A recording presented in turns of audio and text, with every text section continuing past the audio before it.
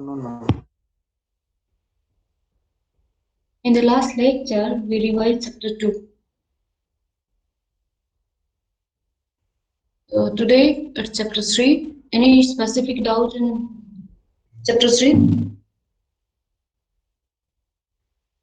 Yes? Ma'am, insertion sort.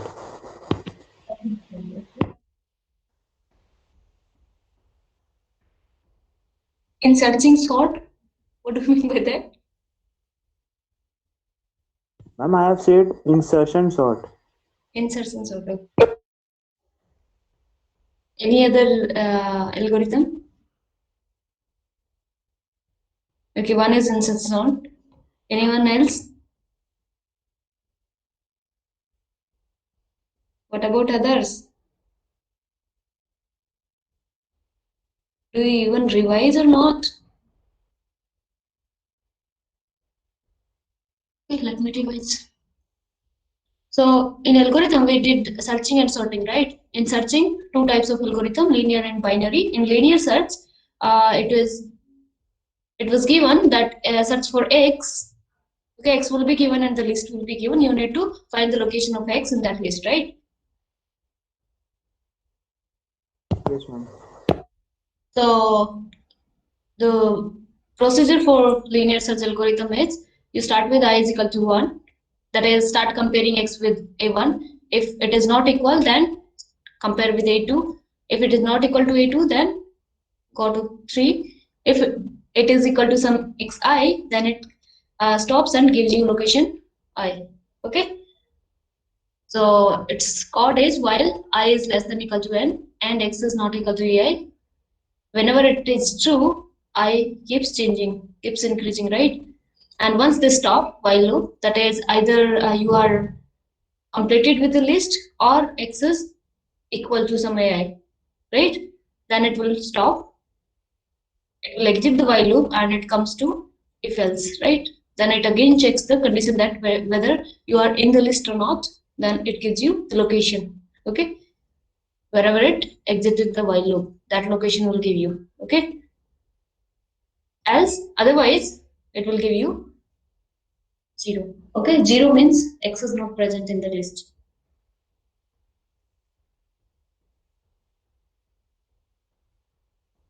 So any doubt in example number 3.1?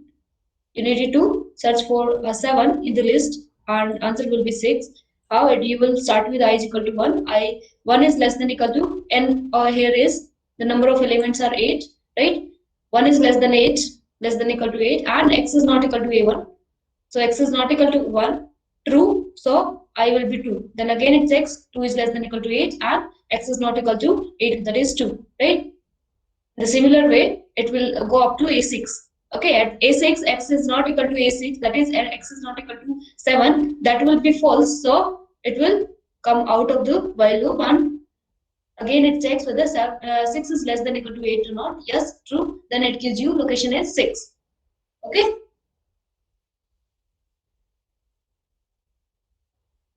correct? Yes, ma'am. Here only I am just explaining the time complexity.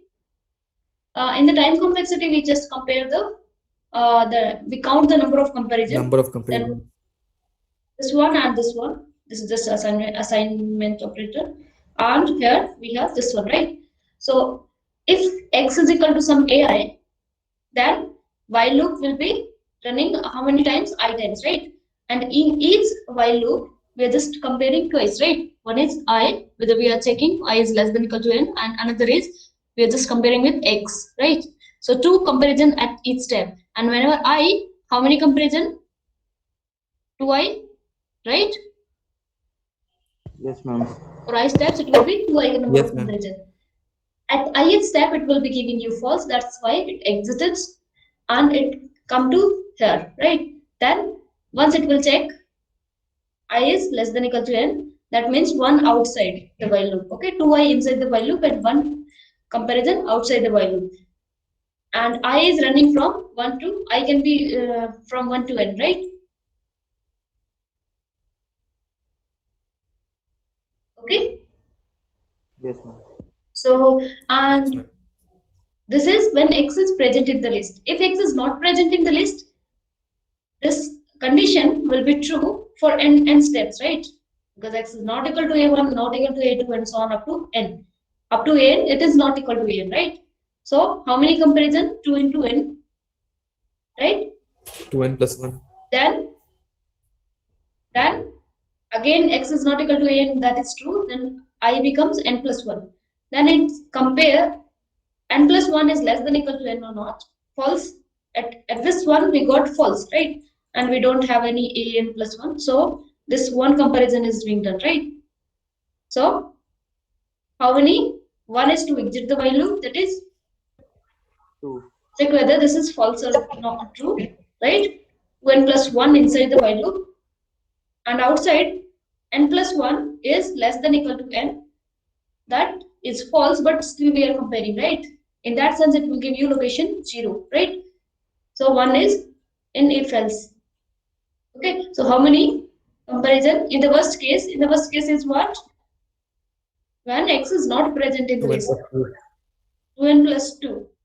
So that is the time complexity. And if you want to describe in terms of big omega, big theta, or big O, in that one, it will be big O of n, big omega of n. Or in short, you can just say big theta of n. Okay? Clear? Yes, ma'am. Yes, ma'am. Then we take the binary search. In the binary search, what we do? We are just given a list that should be in ascending order. All integers should be in ascending order. Okay. Here we have X, the element to be located in the list, and we take the left endpoint and the right endpoint as I and J. This of the list, we take the left endpoint as I, right endpointer with n. Initially, we initiate with 1 and n. It will keep changing if we compare. When we are comparing X with the middle term, and how this middle term, so-called middle term, is being calculated by this formula. That is, first we will check whether we are having at least 2 elements in the list or not. That is, if we have only 1 element, we can compare with that X, right? Whether that is equal to X or not. Okay. Otherwise, we'll go for this loop, right? While loop, the condition is I is less than equal to J. Then we just calculate one location. What is that? This is kind of middle location, I plus J by 2. Okay, and floor function of that. And we compare X with this term, the term at this location, M location. So X is, if bigger than AM, if this is true, then X is bigger than AM minus 1, X is bigger than AM minus 2, and so on up to A1. That is because ascending order. All integers are in ascending order, so it will be greater than all which are having up to A1, right? A1, A2, and so on up to AM. All, so we discard all those, and I will become AM plus 1. So up to AM, whatever the element is there, if X is bigger than that, we discard all, that is A1, A2, and so on up to AM. Okay, the new I will be M plus 1. That is, we start the search interval, the new search interval with AM plus 1. Now we have AM plus 1, AM plus 2, and so on, N. Okay? Okay? If this is false, that is, if this is not greater than AM, then we discard these lists. That is, obviously, if this is not greater than, this is false, then J will become AM. That is, right endpoint shifts from N to M. We discard all these terms and we search for X in the left interval, that is left half. Okay, first half of this one, that is A1, A2, and so on up to AM. We have all this one. We compare with this one. If this is bigger, X is bigger than this term, we discard this one and we go for searching X in this right second half. And if this is false, that is X is not greater than AM, then we search here only, right? If not greater, then obviously this will not be greater than these. So we discard this right half and we take this one. That means the right endpoint will now become M. Else J become M. Okay. And it stop where it will stop this loop when you get one element in the interval. This interval keeps changing, right? So now this interval keeps changing. When this is changing, then obviously you're getting half elements, right? For example, initially you had 8.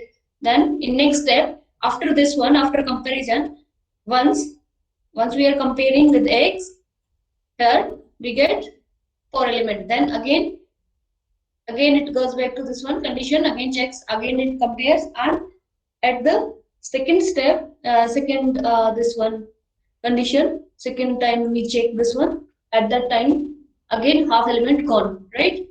So at each step half element gone. So like this, there will be one point where I is equal to j, that is we are left with just single element. There we will be getting this as false because I is not less than j.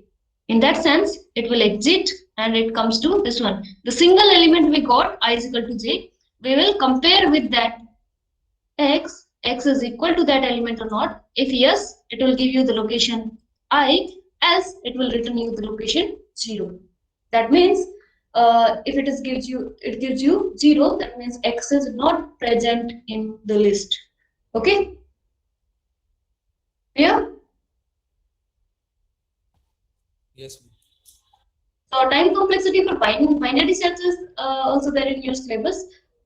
So we can discuss that. Initially, if it is 2 raised to power k element, after one comparison, after this one, this comparison and this comparison, at 2 raised to power k, we have 2 comparison. After these 2 comparisons, we have 2 raised to power k minus 1 element. Okay. When this was number of this number of elements are there, that is in such interval, we have this much number of, that is half of this one initial. There also we compare I is less than j and x is greater than a, right? And this will continue till you are getting 2 raised to power 1, right? Whenever you have 2 raised to power 1, again you have 2 comparison, then 2 raised to power 0. That means 1 element. Here, whenever you have 1 element, at the end of this step, you have 1 element. And when 1 element, it is comparing this one. That is I is 1 is less than whatever the ith location, jth location. At that point, we have I is equal to j. So at that point, it will be just comparing once. That is I is less than j. Then it will not begin because this gives you false. That's why it exit out of the while loop, right? So here it exits the while loop. So inside the while loop, we have this much number of comparisons, right? And outside it, again it checks whether x is equal to this AJI or not, right? The single element we are left within such interval, right? So one outside this one. So how many? One in if else. Okay. So how many comparisons are there? At 2k plus 2.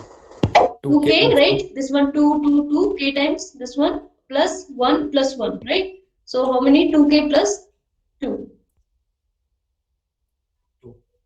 2k plus 2. This is big theta of whether it is the x is present in the list or not in the list. Its time complexity will be this one only, right? And this is big theta of k, you can see, right? And what is this k? If you want to put this k, initially we have taken as n is equal to 2 raised to power k. That is number of element is 2 to the powers, right? So in that sense, it will be 2 log base 2n plus 2, right? And here you have, just replace this k. It will be log base 2n, right? Got it? Yes. You got 2k plus 2. This is big theta of k. And k value you have log n, right? So you can just put time complexity will be 2 log n plus 2, and that will be big theta of 2n. This is big O as well as big omega, right? I think there's no confusion searching for 19 in this list, right? Initially we had 16 elements, then we get We compare, yeah? Ma'am, I have a doubt in binary search. Yes, tell me. Hello. Yeah. Ma'am, what if there are 13 elements in the list? If there are 13 elements in the list, then take the next 2 raised to power. If you have 2 raised to power 3 is what? 2 raised to power 1, 2 raised to power 2, 2 raised to power 3 is 8. Then 2 raised to power 4. This will work for, that is 13 is belongs to this range. 13 is present in between this range, right? From here to here. So you can take this, Yes, the ma'am. bigger power of 2, okay? You can add some variables or you can add some elements which are not equal to x, okay? Such that this list becomes Yes, ma'am. 2 raised to power 4, okay? So the next 2 raised to power will work. Whenever n is not equal to 2 raised to power, then obviously n will be always between 2 raised to power k minus 1 and 2 raised to power k. Every number is between these, right? Yes. Yes, ma'am. Ma'am, it means the time complexity for n equal to 9 to n equal to 16 will be same. Will be same. Okay, ma'am. Thank you.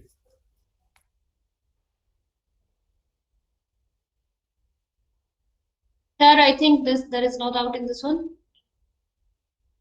Sorting. Bubble sort. Any doubt in bubble sort? This will be J. Here also it will be J. What we do? We just take this in sorting, we are just trying to order the list, right? And here in increasing order, ascending order. So we take A1, A2 and so on up to AN. Okay, for I is equal to 1 to n minus 1, I is equal to 1, it is past 1. So we pass the element, we start comparing the first 2 elements, next to, and so on.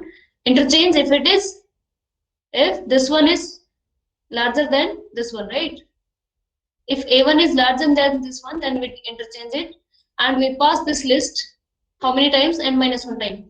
First pass will give you the largest element is at the bottom. Okay, after first pass, if this A1 is bigger than this one A2, so it will interchange A1, A2, A1 and so on up to AN. Okay, then this compare the next two and so on, right? So at the end of first pass, you are left with one element is at correct position. Okay, that can be anything, A1 to AN, any AK will be there. Okay, then this output of first pass will be working as input for second pass. For I is equal to 2, again you will compare the first 2 element, next 2 element, but up to the n minus 1. This is already at the correct position. Second pass will ensure you the last 2 element, that is second last is also at correct position and so on. So like this, if you will have n minus 1th pass, that will ensure you all but one, the first element, the lighter element, that except that everything else is in order, right? And obviously you are left with just only one element, so that is already in the correct position. Okay, so that is your bubble sort. Okay, if you have 5 number of elements, the number of passes will be 4. Okay, then you have insertion sort. In insertion sort, you're having the list, this for example this one. What you do, you start comparing with second element with the first one. Okay, start with second element and compare with the first one. If it is smaller than this one, then it takes the position of this one, this swap it, right? So it shifts by one position. So first step will be 2, 3, because 2 is less than 3. Okay, 2, 3, 4, 1, 5. Okay, then it goes to third element. Third element is 4. It then compares with first one and this one. Okay, these two, and places in the correct order. 2, 3, 4. Okay, then it goes to fourth element. it compares with this one, that is already sorted element list, right? And it fixes its position at the correct position, right? Correct place. So 1 will be here, right? So what it will be? 1, 2, 3, 4, 5. Then it goes to the last element. It again compares with every other, right? And correct input in the correct order, right? So that will be 1, 2, 3, 4, 5. Okay. The thing is, it starts with second element. Okay. So that is your insertion sort. It inserts the correct element in the correct place. Okay.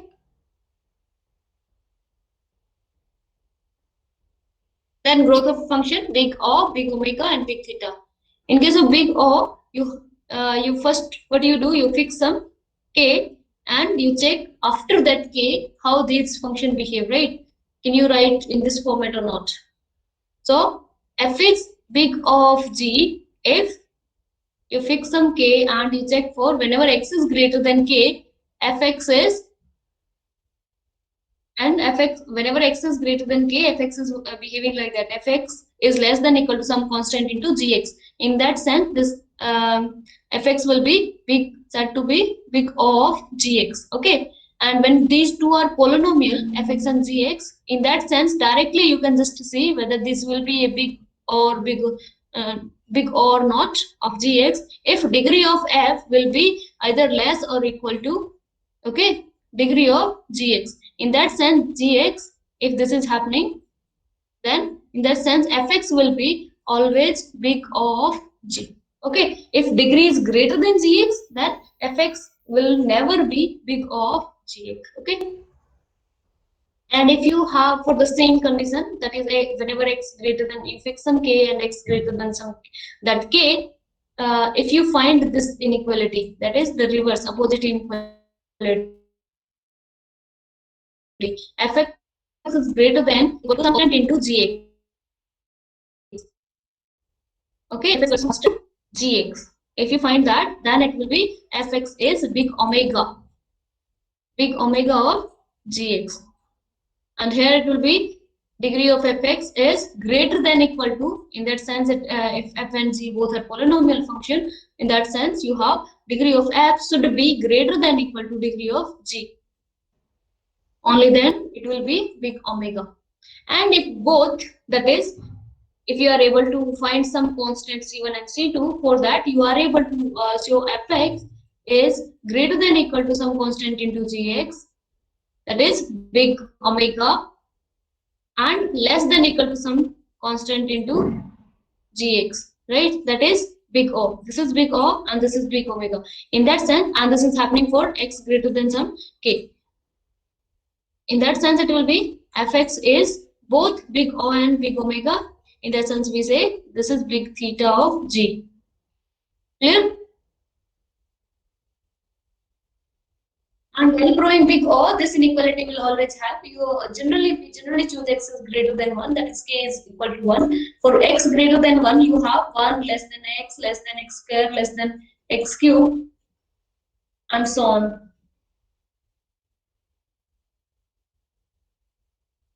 Okay? This will help you to show this big O or big no, big theta. This is big theta. Then we did time complexity, done.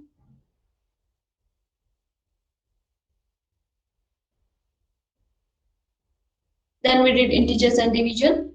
This is number theory part. Define the division. That is, when you say some integer, some non-zero integer divides the another integer, that is a divides b if b is the multiple of a or a is the factor of b. Okay, b is equal to a into c. That is, there exists some integers that you are able to write b is equal to a into c. Okay. Then we did algorithm part, division algorithm. By division algorithm, you can, if you are dividing a by d, that is positive integer, then there will exist unique q and r, unique quotient and remainder. With remainder is non-negative and will be less, strictly less than divisor.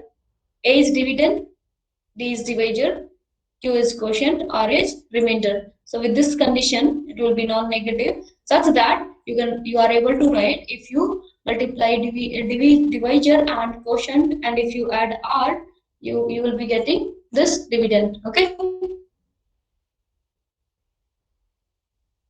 And this R is also Yes, ma'am. you can write A mod D. That is R is the remainder if you divide A by D. And Q is also written as Q is quotient when you divide A by D. So A divisible by D, this is the quotient. Then we did some examples, and I also defined what is the modulo, that is congruent modulo M system, that is A is congruent to B mod M if M divides the difference of these two. Okay, property of that, if A is congruent to B mod M, C is congruent to B mod M, this M will be same. Okay, modulo M will be same. So then you can add it, add left hand side to left hand side, subtract it, and same for right hand side. A plus minus C is congruent to B plus minus D. So if it is A plus C will be congruent to B plus D, and A minus C will be also congruent to B minus C in modulo M. And if you multiply left hands to left hand, that will be also equivalent to, that is congruent to B into D. Okay, but division is not always possible. That is, whenever you have A into some factor is equal to B into same factor C mod M. This is given from here. You can't write that is A is congruent to B unless you have the GCD of C with M is 1. Okay, this is not always possible. From here to here, this is always possible, but here to here, this is not always possible. Okay, when this is possible, this will be possible. That division by, that is division by some C, some factor C is possible only when you have the GCD of C and M is 1. Okay, that is C and M are the factor, dividing factor, and M are coprime.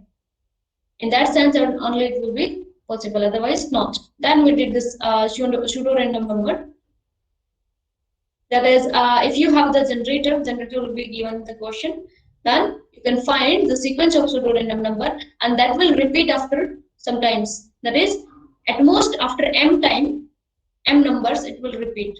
Okay, if modulo m, this modulus m is given, C is increment, A is multiplier, and next number you can calculate from the previous term by just putting A into xn plus C modulo m. That is, here x naught will be given, the initial term will be given, and or ACM all will be given. So first term you can get from the x naught and all this term. X2 will be calculated by using ACM and the x1 output of this one. So like this, at most you can have how many remainders? This is modulo m, means this will be always giving you remainders, right?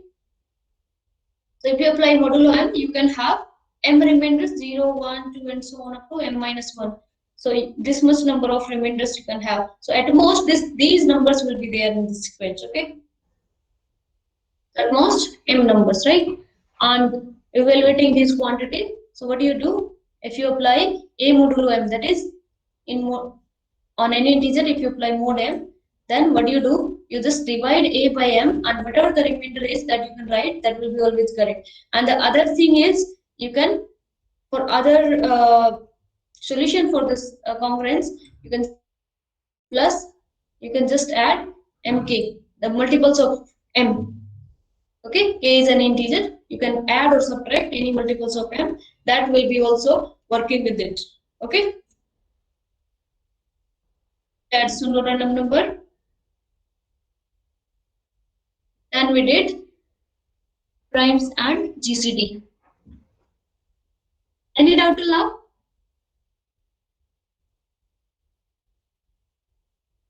Yes.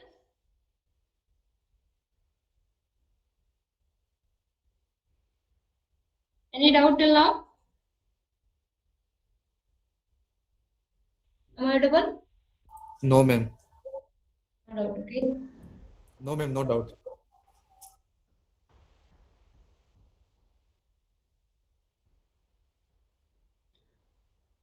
For tomorrow, you can revise the chapter 4. Okay.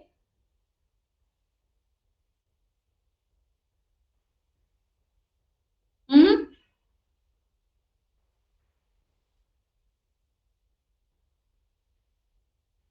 That induction and recursion. Induction, PMI, strong induction, and then recursion. I'll be taking doubts from that. Okay. Now come to this one, primes and GCD. So here we defined prime number, composite number. A prime is that is all the numbers greater than 1 we are taking. So a positive integer greater than 1 is prime if the only positive factors, only positive divisors are 1 in itself. Okay. And if this is not a prime, then you say this is composite. Okay. The first composite number is 4, right? And first prime number is 2. Then we did fundamental theorem of arithmetic. That will be every positive integer greater than 1 can be written uniquely as a prime, or that will be written as uniquely as product of primes. So every number greater than 1 is either prime or can be written uniquely as a prime product of primes. Okay, that is your fundamental theorem of arithmetic. Then we did this theorem, n is composite integer, then n has a prime divisor less than or equal to n. If you have n has no prime divisor, if n has no prime divisor less than or equal to this one, then n is not a composite. That is the contrapositive of this one, right? That n is not a composite means n is prime. So for n to prove prime, we use that theorem, right? Composite of that. We collected all the prime numbers.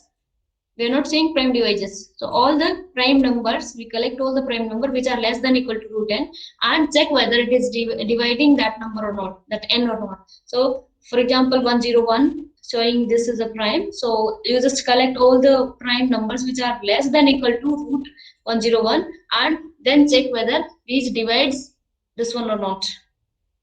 So 101 is not divisible by any of these prime, these type of prime which are less than equal to root n. So this means 101 is prime. Okay. Then we define the GCD part. GCD and be integer, not both 0 at a time. Both should not be 0. If both are 0, then the GCD is not defined. Okay. So this will be the largest integer such that is dividing A and B both, right? So largest common divisor, greatest common divisor. Okay, that is your GCD. And if GCD of these numbers A and B are called as coprime or relatively prime. Okay, integers A1 and A2 and so on, A and will be pairwise relatively prime. If you have more than two numbers, if two numbers, then we can say relatively prime or coprime. But if you have more than two numbers, you need to calculate the GCD pairwise. That is of all the pairs. If you take all the different pairs and get the GCD, and that is coming as 1, then you say this list, the numbers, these numbers are pairwise coprime or pairwise relatively prime. Okay. Then we did some question based on this one. GCD, the another way to prove with the GCD is just get the prime factorization of n. You know prime factorization exists. That is by using fundamental arithmetic. Every number greater than 1 can be written as uniquely as product of primes or itself is a prime, right? So obviously prime factorization occurs, and when prime factorization of A and B occurs, and if you collect all the primes in A and B, okay, all the primes and take the minimum powers in A and B, because minimum power is common in both, right? For example, 2 raised to power 3 is there, and here 2 raised to power 2. So 2 raised to power 2 is common in both. And here 3 raised to power 1, here 3 raised to power 0. That is 3 raised to power 0 is common, nothing common, right? 5 raised to power 1, 5 raised to power 3. So in this sense, 5 will be common in both of this A and B, right? So you can take all these primes and take the minimum power that will ended up get you GCD. Okay, like this we can also define the LCM, least common multiple. It is denoted by LCM of A and B, right? And these integers should be positive A and B. Okay, that will be smallest positive integer that is divisible by A and B both. Okay.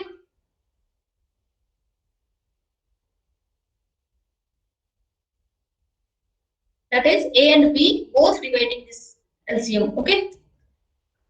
And if you want to write in terms of prime factorization of A and B, then it will be 2 raised to power, that is all the primes you write it and raised to power maximum out of A and B.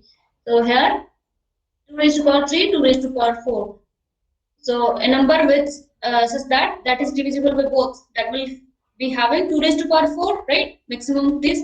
Then 3 raised to power maximum 5. Then 7 raised to power maximum of 2 and 0, that will be 2.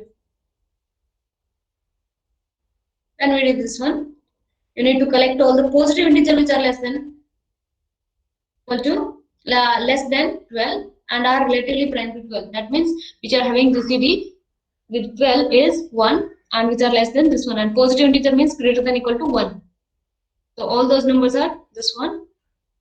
Then determine whether each are pairwise relatively prime or not. Collect all the GCD of all the pairs, all the possible pairs. Then it will be relatively prime, pairwise relatively prime if it comes as 1. Then we did one more thing, that is GCD into LCM. GCD of A and B into LCM of A and B. If you will multiply A and B, A comma B, if you will multiply these two, you are getting the product of A and B. Okay. So if the product is given, A and B are not given, and product is given, and your GCD part is given, then you can calculate LCM. If product and LCM is given, then you can easily calculate GCD without knowing A and B. Okay. Okay. That is, in this one, the product is given to 7 raised to power 11, it will be. And there GCD is given. What will be least common multiple? So that means product is given into that is divided by GCD, right? Product divided by GCD, you will get LCM, and product divided by LCM, you will get GCD. Then we did the change of basis, that is from decimal to binary, octal, hexadecimal, and the reverse. Okay, when you change any decimal digits, decimal number to some base, then you divide by that base and keep the remainders, get the remainders, all the remainders, and try to write all the remainders from bottom to top, left to right. Okay, that will be base conversion. And while reverse, that is, for example, in case of decimal from binary. So binary will be containing 0, 1, because if you divide by 2, you are having 0 and 1, only these remainders. Okay. So binary digit will be having only 2 digits. And octal expansion have 8 base. That means octal. Okay. How many remainders are possible? 7 means 8. 8 numbers are possible. Up to 7. Okay. In case of 16, we have 0, 1, 2, 9. Okay. 0, 1, 2, 9. Then 10. 10 will be 1, 0, right? But here we in the hexadecimal we represent it by English letter, that is A. 10 is A. 11 is B. 12 C. D 14. 13. And then 14 is E, and F is 15. Okay. So this is 10, 11, 12, 13, 14, 15. Okay. So from decimal base 10 to any of these, you divide by these numbers and collect the remainders, and write from bottom to top as left to right. Okay, and while reconversion, you multiply by the powers of these bases. Okay, that is from binary to decimal. If you want to write that, just take the rightmost digit and multiply with 2 raised to power 0. Then next 2 raised to power 1. This is multiplied with this one. Then next 2 raised to power 2 and so on up to last one. 2 to the powers will keep increasing, right? And add all these. You will be getting the decimal expansion. Okay. In hexadecimal, I already told you that these will be the remainders and these are represented by ABCD from 10 to 15. Okay. Now from hexadecimal to decimal, this means B you need to multiply with 16 raised to power 0. What is B? B is 11. Okay, so 11 into 16 raised to power 0 plus 0 into 16 raised to power 1 plus E is what? 14. 14 into 16 raised to power 2. Then A is 10. 10 into 16 raised to power 3. And then you have 2. 2 into 16 raised to power 4. Okay, if you multiply it, add it, you're getting the decimal expansion. Okay. Then octal, again, you are given the decimal to octal. So you just keep dividing by 8, collect the remainders. First remainder is 1. So this will be rightmost digit, right? Next remainder is 7003. That means 17003. Okay, so this is your octal base 8 expansion. Okay.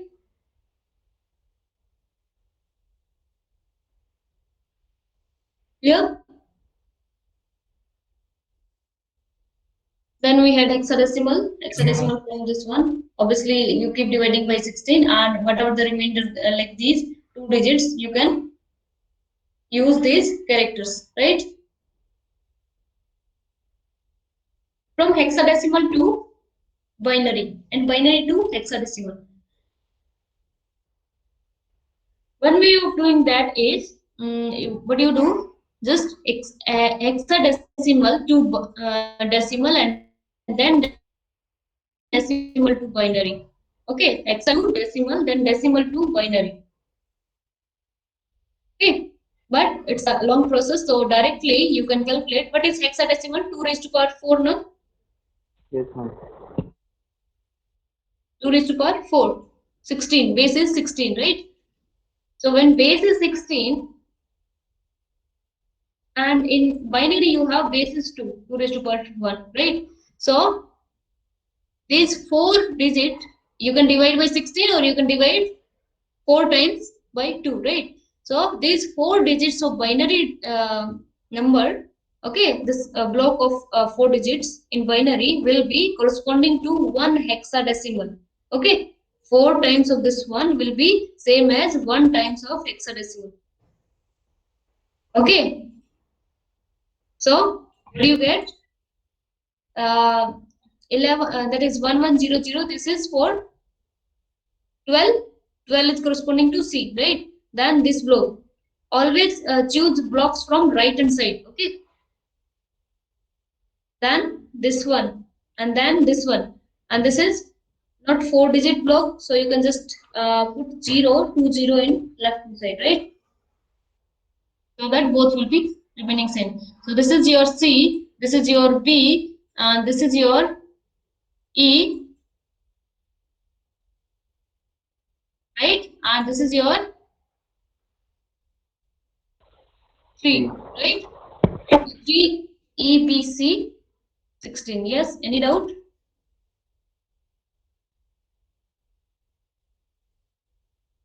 Clear? Ma'am,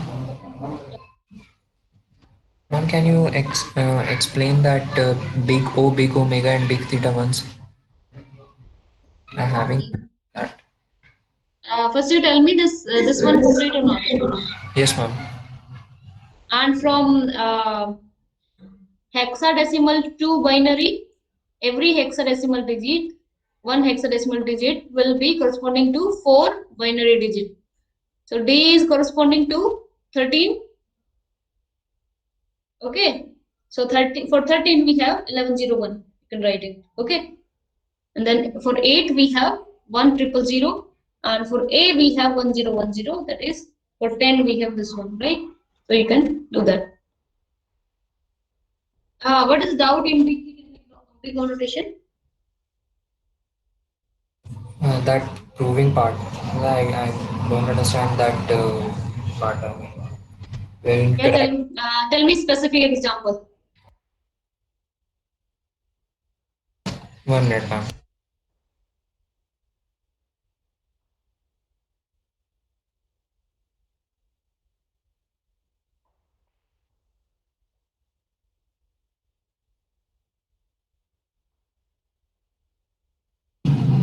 There was a question that we need to show that an equation x square plus 2x plus 1 is big O of x square.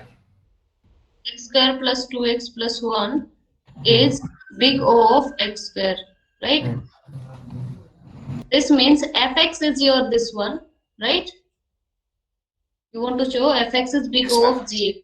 Gx is your x square, right? Now, first you choose k. So you want to show for x greater than k is some positive real you can choose. X, whenever x is greater than k, your function fx, you can take the mode or leave it, doesn't matter, until you have positive only. Yeah, this is less than equal to some constant that is also positive real number into gx. If you are able to show this definition, then you are done with gx. This c will exist, okay, for x greater than k. So first fix some k according to you and c will exist accordingly, okay. Okay. Okay. That means each term of fx you need to show that is less than equal to some constant into gx. If you want to show x square in terms of x square, that is already in terms of x square, right? And also you can show 2 and 1, both are in terms of x square. That is, first fix some k. Tell me k. 4. 4, okay. For k is equal to 4, you want to check x greater than 4, okay. So whenever x greater than 4, you tell me 1 is less than x square. See, number which are bigger than 4, their squares will be greater than 1. Yes, ma'am. Obviously, yes. And in case of this x greater than 4, you have x greater than 4. You want 2x is here 2x and here some x terms, right? So just multiply x on both sides first. 4x less than x square, right? Then you can make it 2x, right? Just by dividing it, right? So 2x is less than x square by 2. Understood? This is same as 4 is less than x now, or x is greater than 4. X is greater than 4. From here, we are just multiplying by x on both sides because we want to write x in x less the term of x into some constant is less than equal to some constant into gx. So gx is x square. So right hand side हमें चाहिए क्या x square ना? So 1 you have already shown, 2x you have shown, and x square is equal to x square. So we can add on both sides. So just add this one and this one. What do you got? 2x plus 1, right? 2x plus 1 is less than x square plus x square by 2. So this will be 3x square by 2. Okay? Okay, 3x ma'am. square by 2. Now you need x square plus 2x plus 1. That is x square on both sides, right? So just add x square on both sides. What you will be getting? X square plus 2x plus 1 is less than this one x square. So finally you got fx is less than, this is 5 by 2 gx. The constant is what? 5 by 2, right? And k you choose this one. So for k is 4, you got 5 by 2.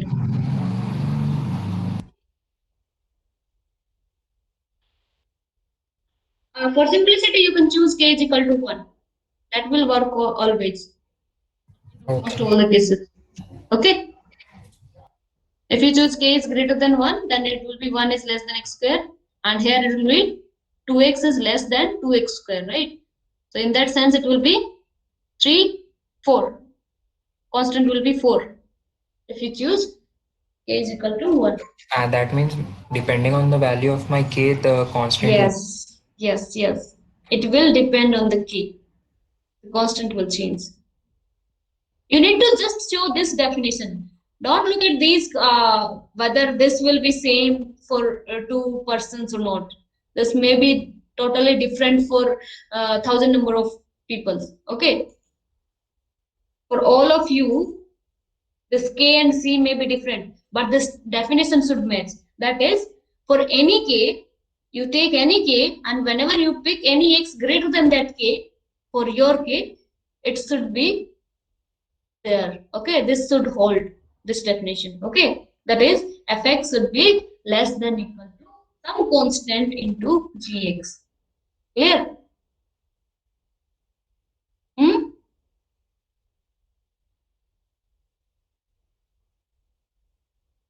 Any other question? Am I audible? Yes, ma'am. Which question? Any other topic? We go clear? Yes, ma'am. Clear. And like this, big omega, big theta. In big omega, you need to show greater than equal to some constant in GS. Okay? Big omega is very good. Suppose you want to show that this is big omega of x square. Okay, then you know no need to do anything. You can just choose k is equal to 1 or any positive real. So x greater than 1, you have x square plus 2x plus 1. This is bigger than x square or not? Because here you have, for x greater than 1, you have this quantity is positive, right? This is greater than 0. That's why this total quantity is bigger than this x square, okay? So this means constant you got as 1. Okay.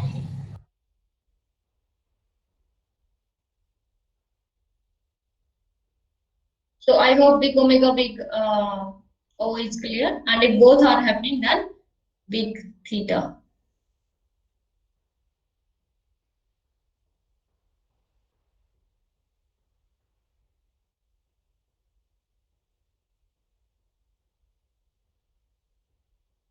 See, all the definitions you need to be very, very clear.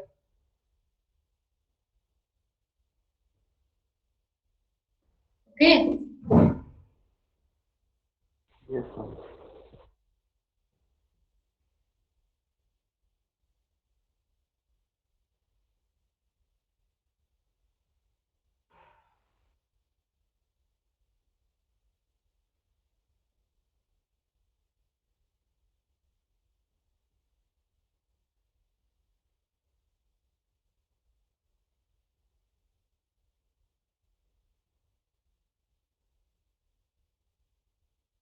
Then we had this modular exponentiation, b raised to power n mod m.